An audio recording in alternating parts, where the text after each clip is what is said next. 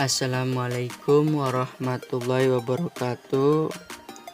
Saya Yusuf Sani, mahasiswa IAIN Syekh Nurjati Cirebon dari Fakultas Usuluddin Adab dan Dakwah, program studi Sejarah Kebudayaan Islam. Pada kesempatan kali ini, saya akan menjelaskan secara singkat mengenai materi antropolinguistik. Nah, langsung saja pada pembahasannya. Antropolinguistik. Antropologi adalah ilmu yang mempelajari manusia dan kebudayaan secara menyeluruh. Di satu pihak, manusia adalah pencipta kebudayaan. Di pihak lain, kebudayaan yang menciptakan manusia sesuai dengan lingkungannya. Dengan demikian, terjalin hubungan timbal balik yang sangat erat dan padu antara manusia dan kebudayaan. Dalam kebudayaan, bahasa menduduki tempat yang unik dan terhormat. Selain sebagai unsur kebudayaan, bahasa juga berfungsi sebagai sarana terpenting dalam pewarisan, pengembangan, dan penyebarluasan kebudayaan. Bahasa adalah unsur terpenting guna menggali kesadaran terdalam yang terdapat dalam sebuah kebudayaan. Tanpa bahasa, kebudayaan tidak dapat dimaknai unsur-unsur subtilnya, karena seluruh konstruksi pengetahuan ditentukan oleh bahasa. Penggunaan bahasa dalam berkomunikasi cenderung dipandang sebagai fungsi kontrol atau suatu tindakan untuk saling mempengaruhi partisipan dalam suatu gaya. Hubungan bahasa dan kebudayaan. Ada beberapa hubungan antara bahasa dan kebudayaan, di antaranya sebagai berikut. Yang pertama, ada bahasa sebagai alat atau sarana kebudayaan. Dalam hubungan ini, bahasa berperan sebagai alat atau sarana kebudayaan, baik untuk perkembangan, transmisi, maupun penginventarisasinya. Kebudayaan Indonesia dikembangkan melalui bahasa Indonesia. Bahasa digunakan sebagai ekspresi nilai-nilai budaya. Nilai-nilai budaya yang dapat disampaikan oleh bahasa sebagai jalur penerus kebudayaan yang terbagi atas 3 bagian kebudayaan yang saling berkaitan. Di antaranya kebudayaan ekspresi, kebudayaan tradisi, dan juga kebudayaan fisik. Yang kedua, bahasa sebagai bagian dari kebudayaan. Bahasa dianggap sebagai salah satu unsur kebudayaan. Kebudayaan merupakan sarana yang digunakan oleh manusia untuk saling berkomunikasi dan juga berinteraksi. Kebudayaan manusia tidak akan terjadi tanpa bahasa, karena bahasa merupakan faktor utama yang menentukan terbentuknya kebudayaan. Yang ketiga, bahasa merupakan hasil dari kebudayaan. Bahasa merupakan hasil dari kebudayaan, yang artinya bahasa yang dipergunakan atau diucapkan oleh suatu kelompok masyarakat adalah suatu refleksi atau cermin keseluruhan kebudayaan masyarakat tersebut. Yang keempat, bahasa hanya mempunyai makna dalam latar kebudayaan yang menjadi wadahnya. bentuk bahasa yang sama mempunyai makna yang berbeda sesuai dengan kebudayaan yang menjadi wadahnya. Yang kelima, bahasa sebagai persyaratan kebudayaan. Bahasa sebagai persyaratan kebudayaan dapat diartikan dalam dua cara.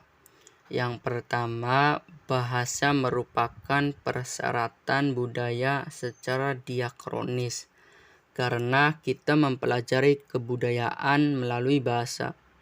Kedua, berdasarkan sudut pandang yang lebih teoritis, bahasa merupakan persyaratan kebudayaan, karena materi atau bahan pembentuk keseluruhan kebudayaan, yakni relasi logis, oposisi, korelasi, dan sebagainya. Keenam, bahasa mempengaruhi cara berpikir. Bahasa dan berpikir dalam kehidupan manusia adalah dua hal yang sangat mendasar dan saling berhubungan.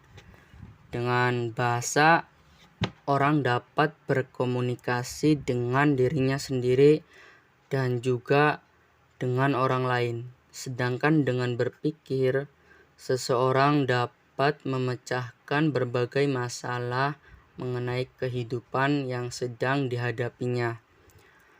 7. Cara berpikir mempengaruhi bahasa.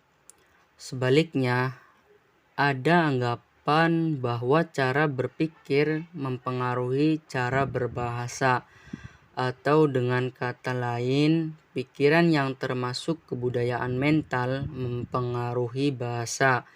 Dalam hal ini, kebudayaan suatu masyarakat berefleksi di dalam bahasa yang mereka pergunakan. Ketujuh, tata cara berbahasa dipengaruhi norma-norma budaya. Hubungan lain yang perlu diperhatikan adalah bahwa di dalam tindak komunikasi kita tunduk pada norma-norma budaya. Tentunya apabila ada seseorang yang tata cara berbahasanya tidak sesuai dengan norma-norma budaya, maka orang tersebut tidak jarang akan dituduh sebagai orang yang aneh. Bahkan tidak jarang juga akan disebut sebagai orang yang tidak berbudaya maupun tidak beradat. 9. Bahasa ditransmisi secara kultural. Kemampuan berbahasa ditransmisi dari generasi ke generasi dengan proses belajar dan bukan secara genetik. Pernyataan ini bukan menyangkal bahwa anak-anak dilahirkan dengan kemampuan bawaan terhadap bahasa, melainkan menegaskan perbedaan antara bahasa manusia dengan sistem komunikasi hewan. Kesembilan, kebudayaan merupakan hasil komunikasi.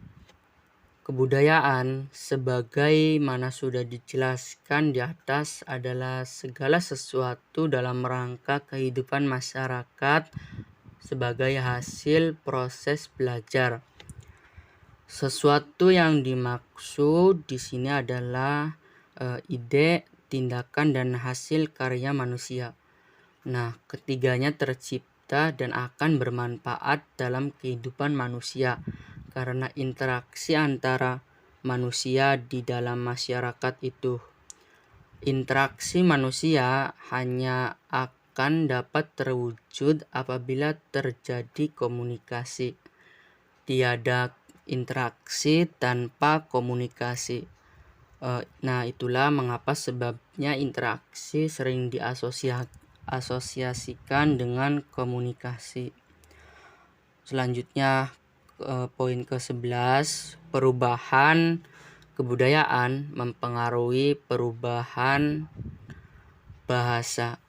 Hubungan antara bahasa dengan kebudayaan yang masih sangat perlu mendapat perhatian adalah mengenai perubahan bahasa yang diakibatkan perubahan budaya. Perubahan bahasa yang diakibatkan perubahan budaya lebih menonjol pada aspek leksikon daripada aspek-aspek linguistik lain, baik mengenai bentuk maupun mengenai makna leksikon itu. Selanjutnya, bahasa sebagai tanda. Nah, ada beberapa, diantaranya ada icon, simbol, dan indeks. Icon adalah tanda yang mirip dengan objek yang diwakilinya. Dapat dikatakan, icon adalah tanda yang memiliki ciri-ciri sama dengan apa yang dimaksudkan. Icon bukan hanya berupa gambar yang disederhanakan, namun setiap gambar yang mewakili objek yang direpresentasikan. Icon tidak memerlukan kesepakatan dalam memaknainya. Yang kedua, simbol. Simbol merupakan tanda berdasarkan konvensi, peraturan, atau perjanjian yang disepakati bersama. Simbol berada pada ranah konotatif, sedangkan icon merupakan ranah denotatif. Makna yang muncul dalam simbol memerlukan kesepakatan bersama, sedangkan icon tidak memerlukan kesepakatan bersama.